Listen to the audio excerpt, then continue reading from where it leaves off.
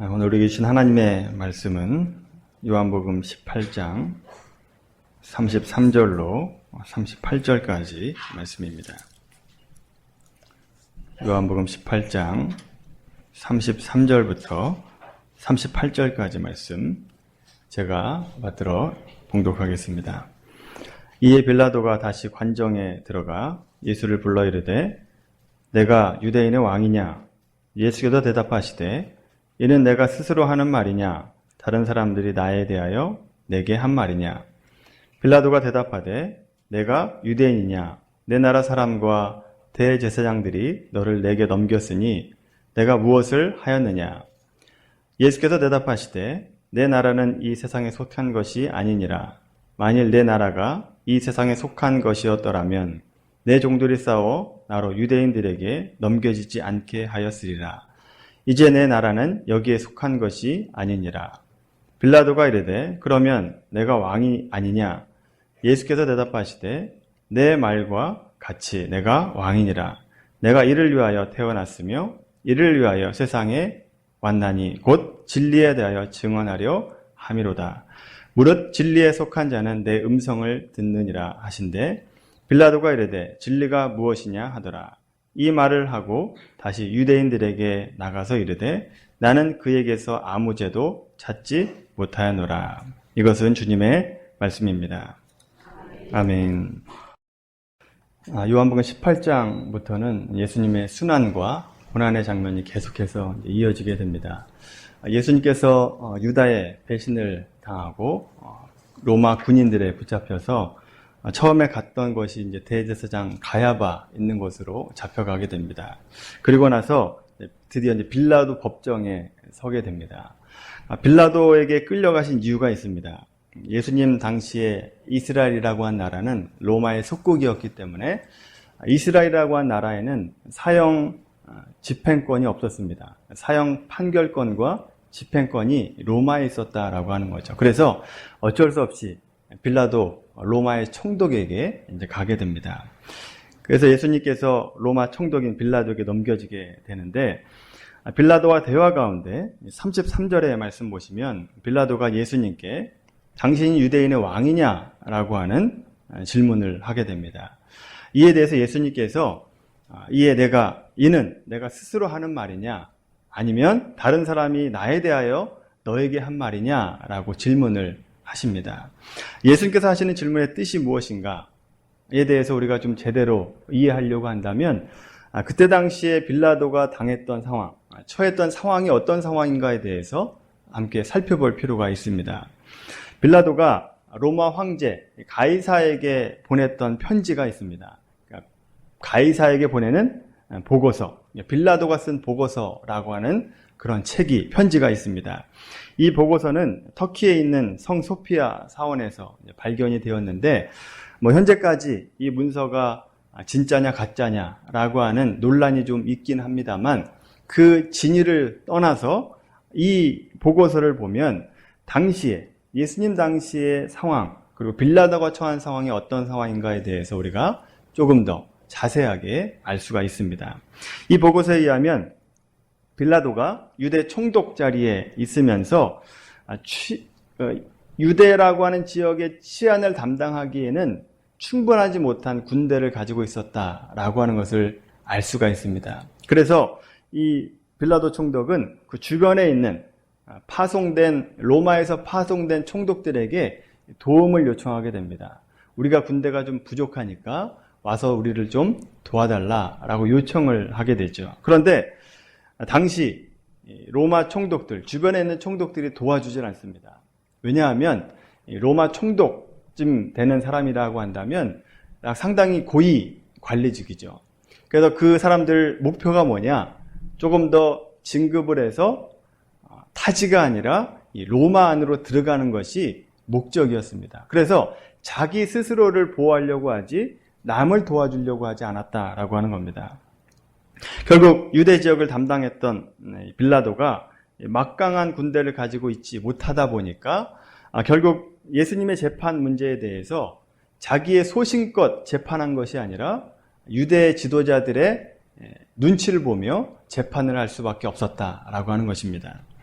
그리고 이 보고서에 의하면 빌라도가 첩자를 파견해서 예수님께서 하신 일을 낱낱이 보고를 받습니다. 왜냐하면 만약에 예수님께서 많은 사람들의 지지를 받고 군중의 호응을 받고 있는데, 만약에 예수님께서 반로마적인 정치 성향을 가지고 있다라고 한다면 빌라도 입장에서는 큰일인 겁니다. 자기의 치안을 유지하기에는 턱없이 모자란 군대를 가지고 있었고, 만약에 온 민중이 집중을 해서 로마, 타도 로마를 외치게 된다면 위험에 빠질 수 있기 때문에 그렇습니다. 자, 이런 배경 지식을 가지고 오늘 본문을 대해야 됩니다. 그래서 오늘 지금 빌라도는 예수님을 신문할 때 예수님에 대한 두 가지 의혹을 가지고 질문을 하고 있는 겁니다. 첫 번째 의혹은 정말 예수님이 유대인의 왕인가?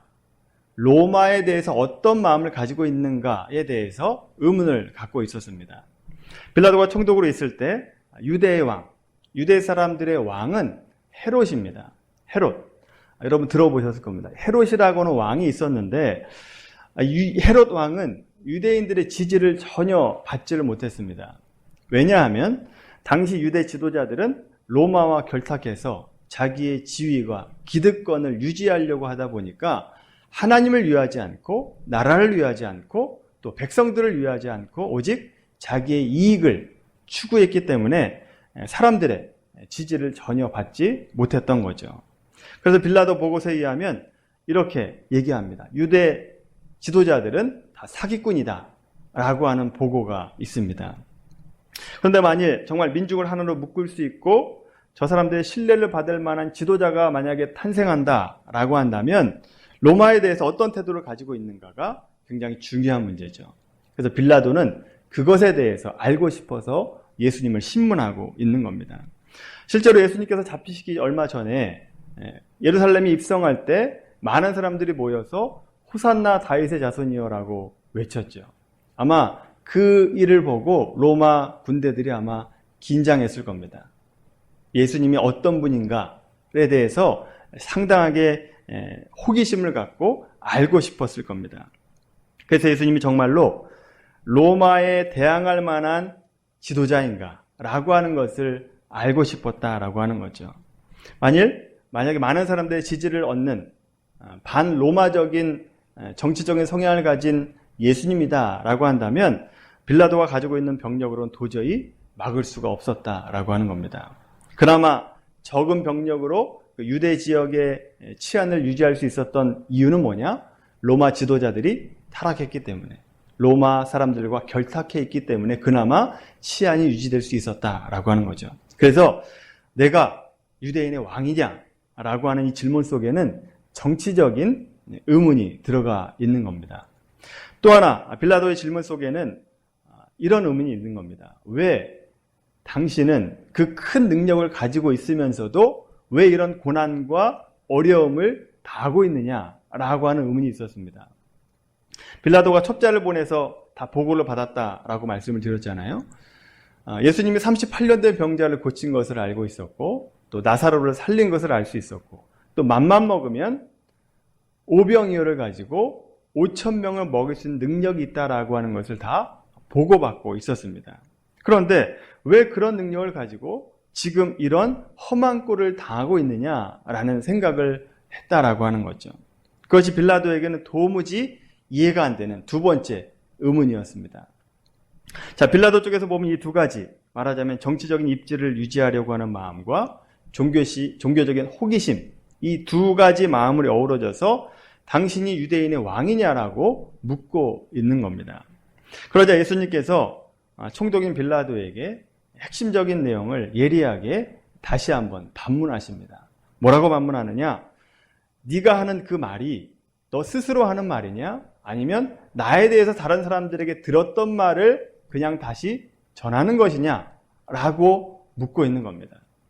여러분, 이것이 무슨 뜻인 것 같습니까? 왜 이렇게 묻고 있을까요? 이 질문 속에는 이런 내용이 들어가 있는 겁니다.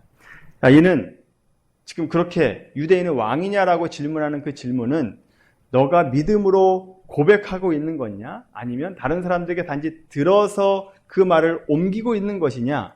라고 하는 질문입니다. 다른 말로 하자면 지금 그 질문이 너 지위를 확보하기 위해서 질문하고 있는 거냐? 아니면 진리를 깨닫기 위해서 질문하고 있는 거냐? 라고 하는 내용이 포함되어 있는 거죠. 그래서 예수님은 이 질문을 하면서 빌라도에게 기회를 주고 있는 겁니다. 기회를 주고 있는 거죠. 어떤 기회를 주고 있느냐? 너가 빌라도 당신이 믿음으로 고백할 수 있는 기회를 주고 있는 겁니다. 너 스스로 예수님을 왕으로 믿고 고백할 수 있는 기회를 주고 있다라고 하는 거죠. 그런데 이 질문을 받고 38절에 보면 빌라도가 진리가 무엇이냐라고 다시 한번 질문하죠. 이 말은 빌라도가 이 진리에 대해서 알고 싶어서 하는 것이 아니라 이 질문을 하고 바로 밖에 나간 것을 보면 그깟 진리가 뭐길래?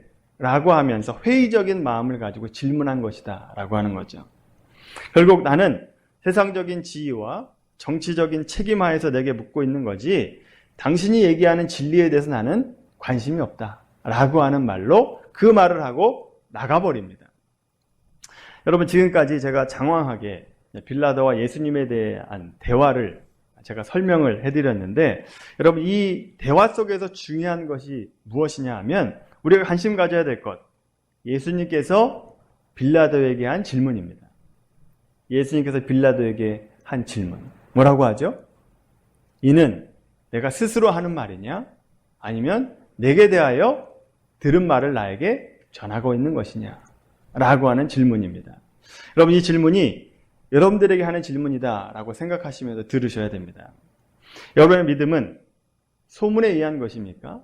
아니면 내가 직접 경험한 것을 통해서 믿음을 고백하고 있는 겁니까? 여러분의 믿음은 어디에 속해 있느냐라고 하는 거죠. 누가 예수를 만나고 새 사람이 되었고 또 어떤 은혜를 입었다라고 하는 소문을 듣는 것도 물론 중요합니다. 이것을 가리켜서 우리는 간증이다라고 하죠. 그러니까 간증이 주는 유익이 있습니다. 그러나 간증만으로는 우리의 신앙을 유지할 수 없다라고 하는 거죠. 간증 들어서는 믿음이 생길 수 없다라고 하는 겁니다. 그 소문이, 다른 사람의 소문이 나의 이야기가 돼야 됩니다. 내 체험이 돼야 된다라고 하는 거죠. 이처럼 들은 것을 경험으로 바꿔야 되는 이유가 있습니다. 그 첫 번째 이유는 우리 인간의 영적인 갈급함, 우리의 갈급함은 간접적인 체험으로 채워질 수 없고 오직 내가 직접 체험해야 나의 영적인 갈급함이 해소되기 때문에 그렇습니다. 다른 것으로는 해소되지 않는다라고 하는 거죠. 우리가 하나님에 관하여 아는 것이 중요합니다. 하나님에 관하여 아는 것 물론 중요해요. 그러나 하나님에 대해서 아무리 많이 안다 할지라도 하나님 자체를 모르면 아무런 소용이 없다라고 하는 거죠. 그래서 어떤 분야에 자격증을 딸 때 필기시험과 실기시험이 있잖아요. 그 이유가 있습니다. 필기시험을 아무리 봐도 실기를 하지 못하면 아무런 소용이 없기 때문에 그렇죠. 여러분, 빵을 만드는 제빵사가 되려고 해도 필기시험을 보고 실기시험을 봐야 됩니다. 빵에 대한 지식을 알아야죠. 빵에 대해서 알아야 됩니다. 빵에 대해서. 빵의 종류가 어떻게 되는 것이고, 만드는 방법이 무엇이고, 빵의 영양은 무엇이고, 각종 지식이 필요합니다. 많이 공부해야죠. 근데 빵에 대해서 아는 것만을 알아서는 빵을 만들 수 없습니다. 맛있는 빵을 만들 수 없죠. 뭘 해야죠? 실습을 해야죠. 내가 직접 만져보고, 반죽해보고, 또 구워도 보고, 망해도 보고, 맛있어 보기도 하고, 먹어보기도 하고, 이런 실습이 필요하다라고 하는 겁니다. 그래야 빵에 대한 전문가가 되는 거죠. 영적인 것도 마찬가지입니다. 하나님에 대해서 아는 것도 중요하지만 하나님 자체를 내가 직접 만져보고 체험해 봐야 된다라고 하는 겁니다. 그래서 성경에 나오는 강구들을 보면 하나님에 대해서 아는 것이 아니라 하나님 자체를 알려고 간구했던 내용들이 많이 나옵니다. 시편 43편 1절에 보면 하나님이여 사슴이 시냇물을 찾기에 갈급한 같이 내 영혼이 주를 찾기에 갈급합니다. 이렇게 하나님을 갈급해하는 마음을 가지고 고백하고 있죠. 욥기 23장 3절에 보면 내가 어찌하면 하나님을 발견할 수 있을까? 라고 질문하고 있죠. 또 요한복음 14장 8절에 보면 빌립이 주여 아버지를 보게 하옵소서. 아버지를 보여달라라고 요청하고 있습니다. 자, 이 모든 외침은, 이 모든 간구는 하나님에 대해서 알고 싶습니다 라고 얘기하는 것이 아니라 하나님 자체를 알고 싶습니다 라고 하는 간구를 하고 있는 겁니다. 이처럼 영적인 갈급함은 예수님에 대해서 많이 듣고 알고 있는다라고 채워지는 것이 아니라 내가 직접 하나님을 체험해보고 만져보고 경험해봐야 우리 영적인 갈급함이 채워질 수 있다라고 하는 겁니다. 그래서 우리는 하나님을 직접 만나야 됩니다. 두 번째로 복음을 직접 경험해야 되는 이유는 진리를 실제로 체험한 사람만이 자기가 알고 있는 이 진리를 다른 사람들에게 알리고 싶어하는 열정이 생깁니다. 자기가 직접 체험하지 않으면 말할 수 없다라고 하는 거죠. 이건 구약이나 신약이나 다 마찬가지입니다. 구약의 선지자 중에 이사야 선지자가 있습니다. 이사야 선지자가 사명을 받는데 그 사명은 성공하는 사명이 아니라 너는 가서 실패할 것이다 라고 하는 사명을 받습니다. 그러니까 실패할 사명을 받아요. 근데 실패할 사명을 받고도 그럼에도 불구하고 나가서 하나님 말씀을 전하는 이유가 뭐냐? 어떻게 해서 그 실패할 사격에도 불구하고 열정적으로 하나님 말씀을 증거하느냐? 원동력이 뭐냐? 이사야 6장에 보면 이사야는 하나님을 만나는 경험을 하죠. 하나님이 직접 만납니다. 뿐만 아니라 매 순간 하나님의 말씀을 듣고 경청하고 그 말씀대로 행하려고 했던 사람이 바로 이사야 선지자다라고 하는 거죠. 예레미야도 마찬가지예요. 예레미야를 눈물의 선지자다라고 얘기합니다. 매 맞고 뺨 맞고 감옥에 갇히고 그 어려움을 당했는데도 불구하고 그 사명을 포기하지 않는 이유가 뭐냐? 예레미야 1장에 보면 예레미야도 하나님을 직접 만납니다. 하나님을 만나요. 그 만남 때문에 자기가 어렵고 힘들어도 포기하지 않고 그 사명을 감당한다라고 하는 거죠. 사도행전에도 보면 마찬가지예요. 사도행전에 보면 몇 주 전에 예수님께서 신문 받았던 그 자리에 그리고 그 자리에서 모든 제자들이 떠났던 그 현장에 요한과 베드로가 서게 됩니다. 대제사장과 유대 지도자들이 예수에 관해서 말하지 말라라고 협박하고 회유합니다. 그때 이 두 제자가 한 대답이 있습니다. 우리가 보고 들은 것을 말하지 않을 수 없다. 보고 들은 것을 말하지 않을 수 없다. 몇 주 전에 도망갔던 그 제자들이 지금은 몇 주 후에 성령 받았던 그 제자들은 우리가 보고 들은 것을 말하지 않을 수 없다. 이렇게 고백하고 있습니다. 놀라운 변화가 어떻게 생깁니까? 직접 경험했기 때문에 그렇습니다. 사도 바울도 마찬가지죠. 사도 바울이 많은 지역과 많은 사람들을 만나면서 선교를 하게 됩니다. 그 선교하는 사람들에게 복음을 전하는 사람들에게 확신을 줄 수 있었던 이유가 뭐냐? 다메섹 도상에서 예수님을 만난 경험이죠. 그 경험 때문에 확신을 가지고 복음을 전파하고 어려움에도 불구하고 포기하지 않고 그 사명을 감당할 수 있었다라고 하는 것입니다. 우리가 말씀 한 점 찾아볼까요? 디모데후서 1장 8절 말씀입니다. 디모데후서 1장 8절 말씀.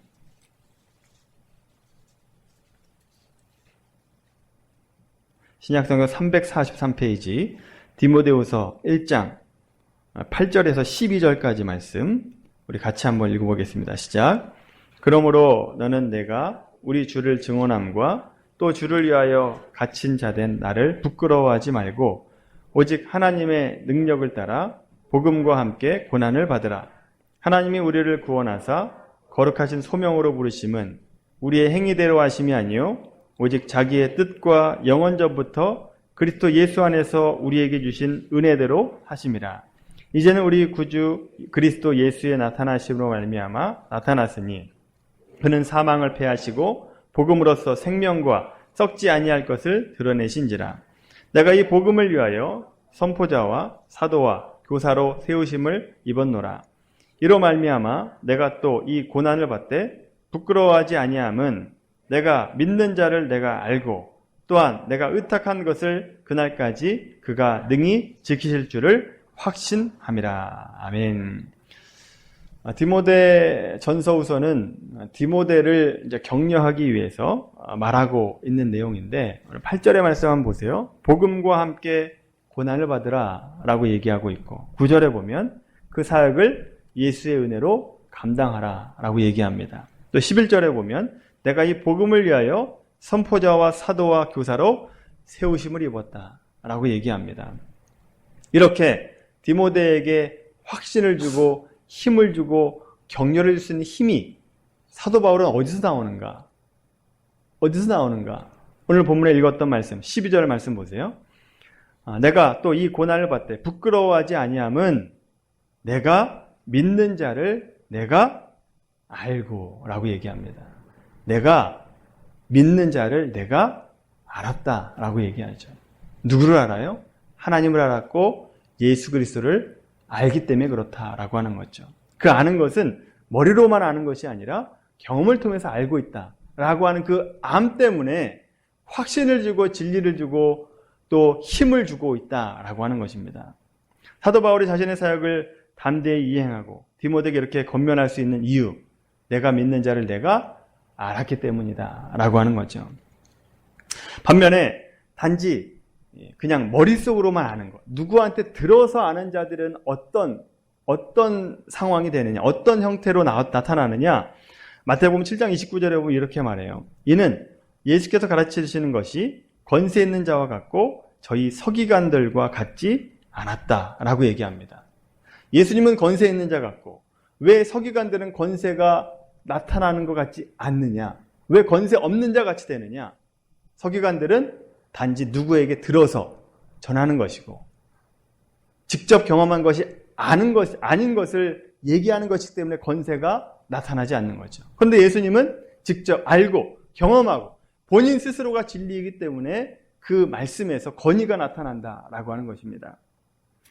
여러분, 우리는 그저 소문으로 들은 사실에 대해서 침묵을 지키기가 쉽습니다. 그런데 내가 직접 경험한 것은 오히려 침묵하기가 어렵죠.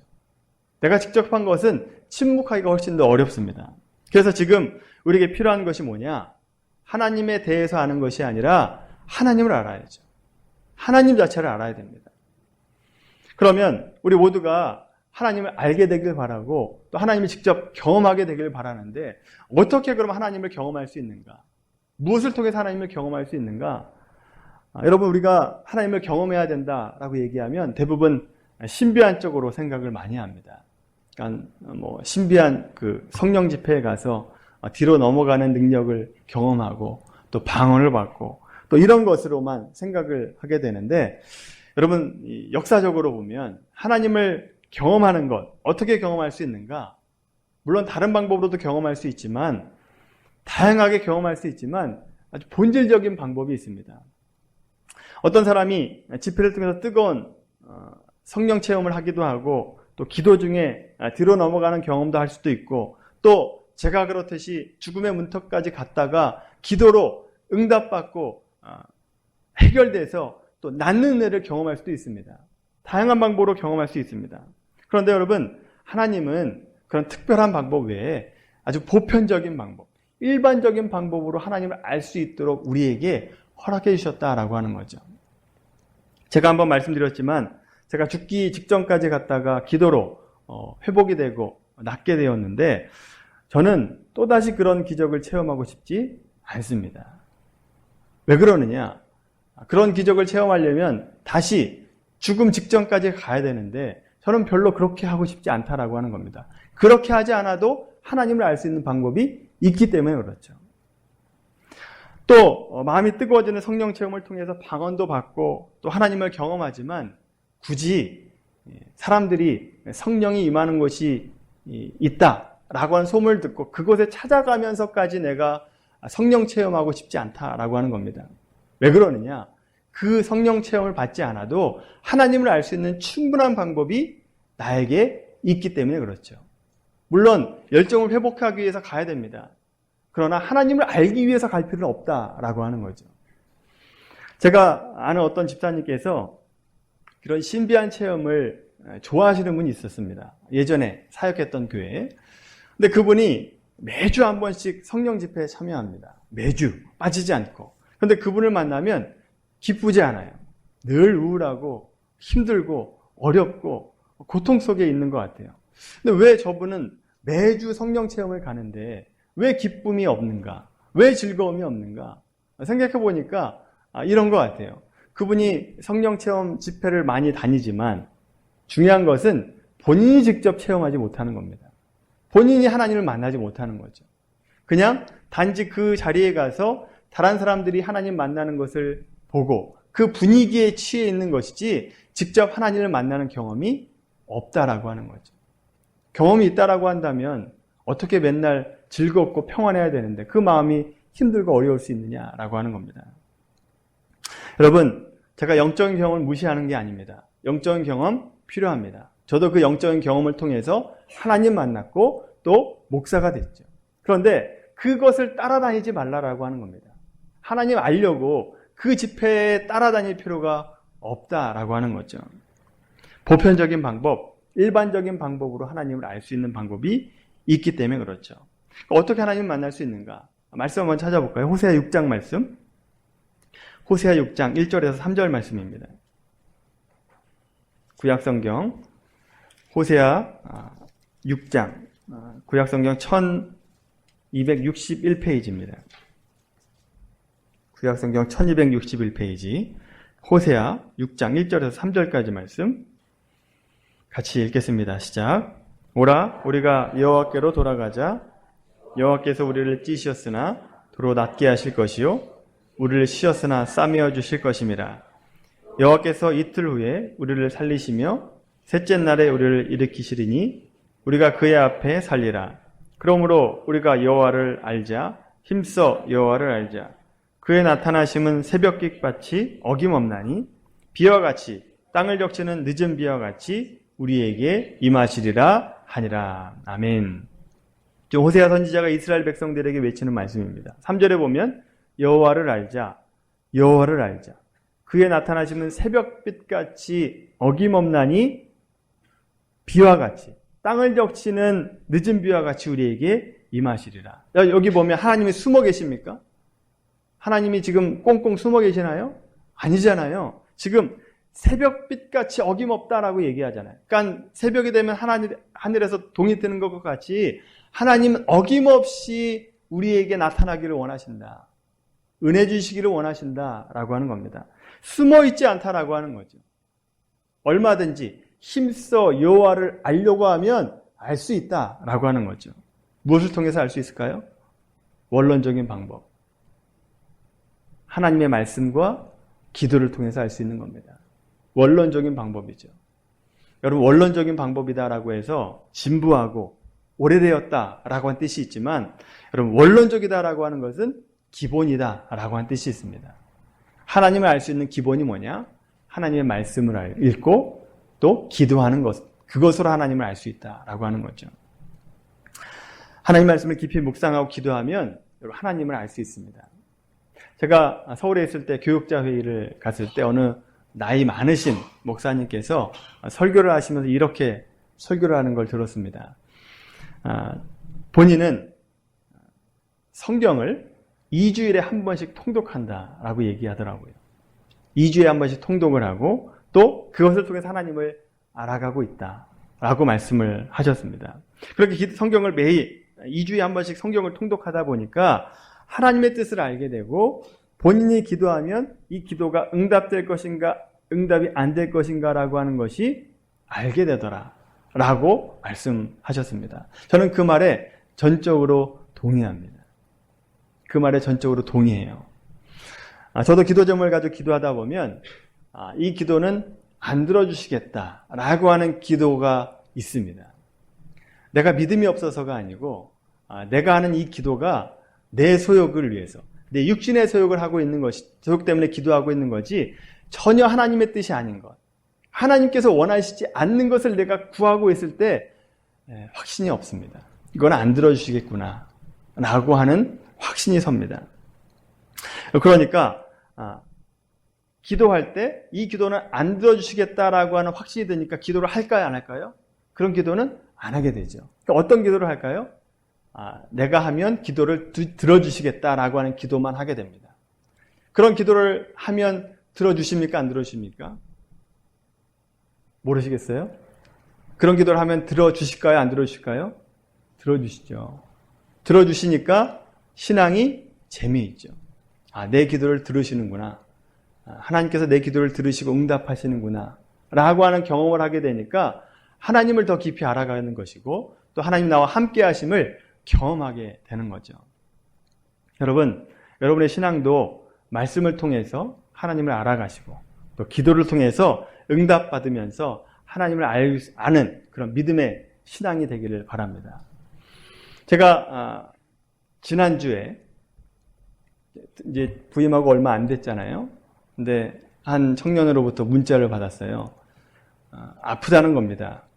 자기가 아파서 주말에 있는 그 사역을 내가 못할 수도 있을 것 같다라고 하는 기도를 얘기를 하면서 기도해달라라고 하는 문자를 받았어요.